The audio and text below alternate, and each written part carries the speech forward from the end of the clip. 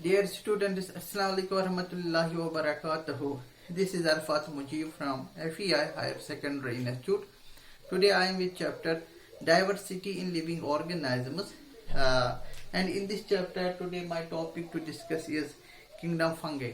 Kingdom Fungi के बारे में हम आज पढ़ेंगे उनके जनरल फीचर्स उन जो विथाकर्स 5 किंगडम क्लासिफिकेशन में आ जाते हैं। तो हमारा टॉपिक आज रहेगा किंगडम फंगी। किंगडम फंगी इस किंगडम में ये जो ऑर्गेनिज्म जो है these are multicellular eukaryotic organisms. Multicellular eukaryotic organisms, and these fungi are non-photosynthetic organisms. Non-photosynthetic organisms, as they don't contain the chlorophyll in their bodies, and they don't show any photosynthesis process by which they could manufacture their own food. ऐसा कुछ plant जैसे लगते हैं ये, but plant के feature ये नहीं है, इनमें क्लोरोफिल नहीं होता है। They are non green, they don't show photosynthesis, and thus they have heterotrophic mode of nutrition. Heterotrophic, तो therefore they have heterotrophic mode of nutrition. क्या गर्ज, क्या मतलब? That means इनमें कुछ ऑर्गेनिज्म जो है they have parasitic nutrition.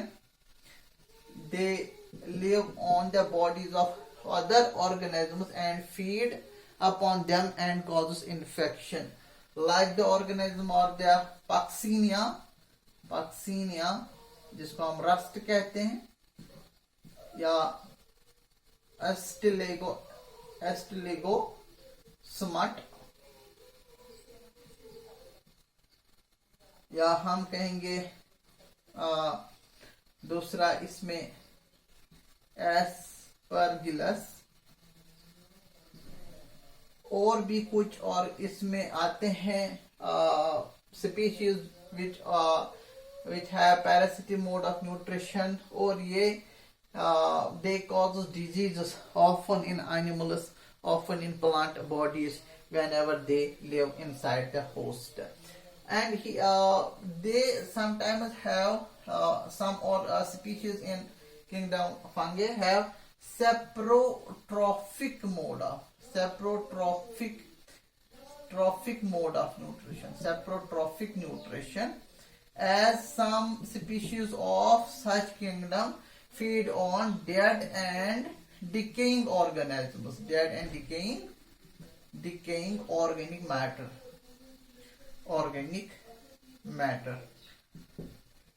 तो इनमें अगर हम न्यूट्रिशन की बात हम कर लेंगे, they have heterotrophic nutrition as they are non-photosynthetic organisms. They have parasite mode of nutrition like the following organisms, or we can say they besides have saprophytic, some species have saprophytic and saprotrophic nutrients. That means they feed on dead and decomposing organic matter. As by the activity of this, they are hence named as decomposers. ये decomposers होते हैं। आगे चलेंगे, इनके बारे में और जानकारी हासिल करें।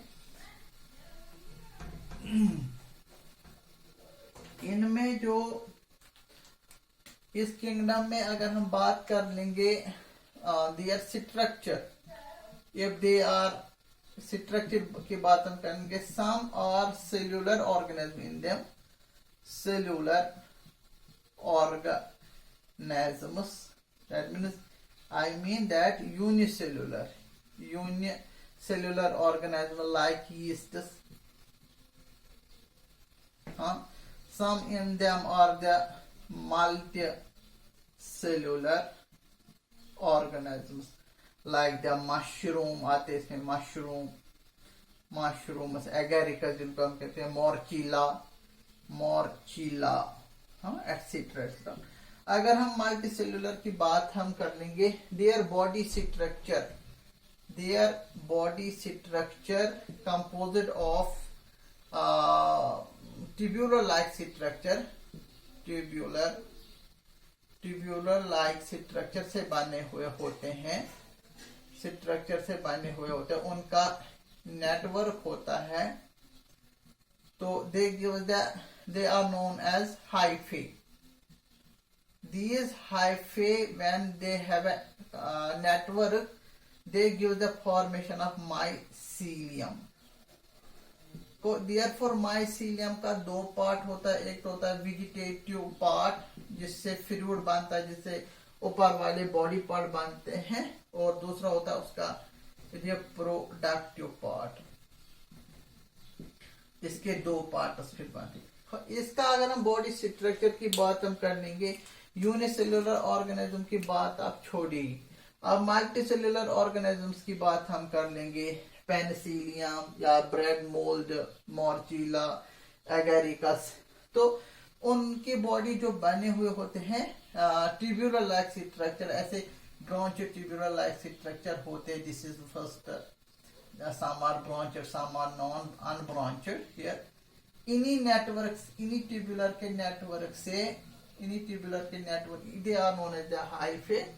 इन्हीं ट्यूबुलर नेटवर्क से एक कॉम्पैक्ट मास इनका बनता है, that is known as mycelium. Mycelium is made of network of hyphae, composed hyphae. Some hyphae are branched, some are unbranched. ये देखिए, it is the unbranched, it is the here the branched. तो इनकी body बनी हुई है hyphae. That means hyphae is a structural unit in the group fungi. तो ये था बॉडी स्ट्रक्चर के बारे में, what their body structure is composed of, and they give the compact mass of network of these thread-like structures. They are known as hyphae. And when there is a particular arrangement of hyphae, चाहे ये branched hyphae, unbranched hyphae है, they give the form of mycelium. That means fungi are composed of mycelium. That mycelium can be differentiated later on vegetative part and reproductive part. Reproductive part gives the formation of spores, reproductive parts, and the vegetative part gives the body parts which are on the ground surface, which bears the then spore formation, help in spore formation. Here vegetative part, I mean that they are rhizoids, जो root like होते हैं इनमें, rhizoid part. अगर हम यहाँ बात हम कर लेंगे, ये इनके रिप्रोडक्शन की बात हम कर लेंगे. If we discuss in them reproduction, they reproduce asexually just by the fragmentation. कई को बार क्या होता है, जो हाइफे होते हैं वो डिटैच होते, there is a detachment of hyphae, and then this hyphae have a regeneration process. It then regenerates into a new individual.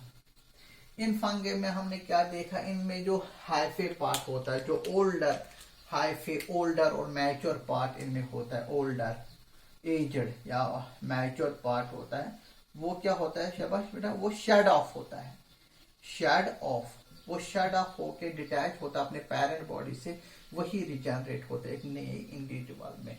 ये था एक. दूसरा, इनमें अगर हम देखा जाएगा, they reproduce actually by spore formation.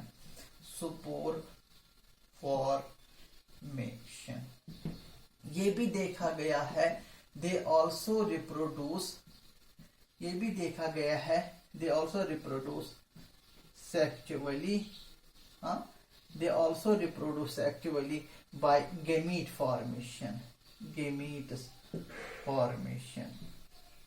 क्या होते हैं वहां, दो किस्म के हाइफे होते हैं. ये मैं इसको बताता हूँ, लाइटली बताऊँ, ज्यादा नहीं. हाइफे एक पॉजिटिव होता है, एक नेगेटिव हाइफे होते हैं, वहां क्या होते हैं, उनके रिकॉम्बिनेशन होती है, then there is a formation of spores by means of sexual means of spores are formed. तो इनमें इस ये हायर क्लास में आप पढ़ोगे, उनमें खासतौर सेक्सुअली ये कैसे रिप्रोड्यूस करते हैं, when there is gametogenic recombination positive and negative hyphae are joining later on. से आपको थोड़ा इसमें ये ध्यान देना है। अगर हम बात कर लेंगे, एक एग्जाम्पल देंगे यहाँ पे, इसमें बहुत सारे एग्जाम्पल आते हैं किंगडम फंगे में। दैट इज द, मैंने बताया यहाँ यीस्ट्स आते हैं, ब्रेड मोल्ड्स आते हैं, या हम कहेंगे एस्परगिलस, या बात करेंगे पेनिसिलियम, बात कर लेंगे मोरचीला, बात कर लेंगे ब्रैकेट फंगे, बात कर लेंगे हम pink molds, cup molds, agaricus, जिसको कॉमनली हम कहते हैं mushrooms, they are also the eatable and we eat these as a food setup। बहुत सारे एग्जाम्पल आपको मिलेंगे। किंगडम जो फंगे हैं, इसमें हम एक स्पेसिफिक एग्जाम्पल ले लेते हैं जिनका नाम है लाइकनस। इसमें हम स्पेसिफिक इस चीज को पढ़ेंगे, लाइकनस जो है, इनमें ये एक स्पेसिफिक एग्जाम्पल लिया जाएगा। किंगडम फंगे में स्पेसिफिक एग्जाम्पल लिया जाता है, एक अलग सा कॉन्सेप्ट में इसको पढ़ा जाता है। आते ही किन में, फंगे के ही किंगडम में बिलोंग करते हैं। तो लाइकन जो है, इनमें सिम्बायोटिक एसोसिएशन पाया जाता है। सिम्बायोटिक एसोसिएशन, इनमें दो तरह के कंपोनेंट्स होते हैं, एल्गल कंपोनेंट्स, दूसरा होता है इनमें फंगल कंपोनेंट्स। इनमें जो एल्गल कंपोनेंट जो होते हैं, उनको हम कहते हैं फाइकोबियॉन्ट। जो fungal components, that mean it is a combination of two components actually these lichens here, then they are known as a mycobionts. Then here specific type of association is found here, symbiosis। here symbiotic association में एक term आ जाती है जिसको हम कहते हैं symbiosis। क्या होता है, one organism is totally dependent on another organism। Totally dependent होते एक ऑर्गेनिज्म दूसरे, और ये एक दूसरे के बिना नहीं रह पाएंगे। इसी चीज को हम कहते हैं म्यूचुअलिज्म या सिम्बायोसिस। दोनों बेनिफिट रहते हैं इस सिम्बायोटिक एसोसिएशन में। हम कहेंगे ये किस तरह के फायदा पहुंचते हैं, अगर how it is benefited and how this is benefited. जो एल्गे होते हैं, ये फोटोसिंथेटिक इन नेचर होते हैं, फोटोसिंथेटिक इन नेचर होते हैं ना, photosynthetic in nature. They contain the chlorophyll in their body and hence they prepare their own food. ये जो फंगल कंपोनेंट जो होते हैं, फंगल कंपोनेंट्स,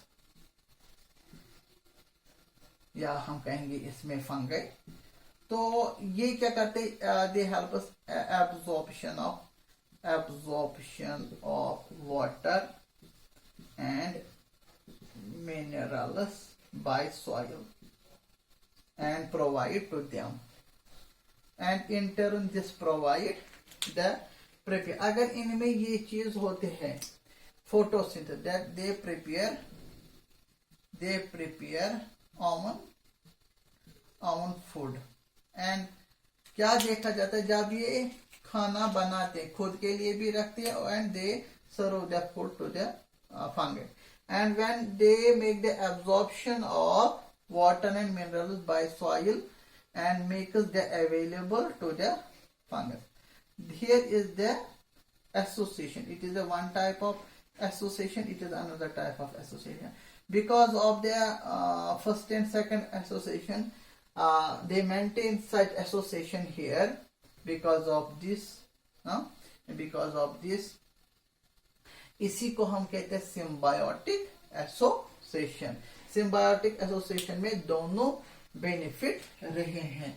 तो इस तरह के कॉम्बिनेशन बहुत सारे आपको बायोलॉजी में एग्जांपल्स मिलेंगे which based on symbiotic association. For example, these lichens are one of the specific example.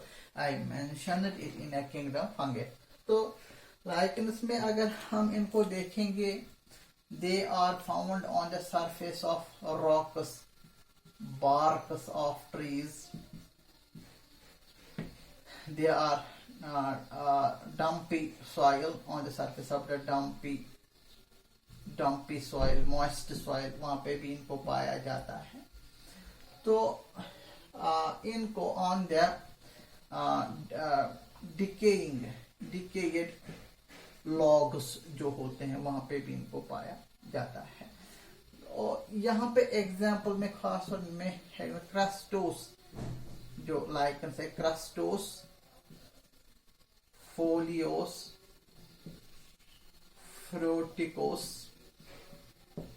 These are the few examples of lichens here. Some of the crustose, they bear on rock surface, or folios on the barks of the trees. The such are the examples of the lichens. So I hope you understand about the kingdom fungi जो विठा करने अपने system of classification में इनको mention किया है और वहाँ इनको अंडरलाइन किया है. इनके बारे में हम इस तरीके से पढ़ेंगे किंगडम फंगी में. तो आगे हमारे और क्लासेस इस चैप्टर पे चढ़ेंगे. बड़ा चैप्टर है, लंबा चैप्टर, लंबा टाइम लेगा कंप्लीट होने में. तो I will try my best to finish it within a time. I hope you understand about the kingdom fungi. Thank you.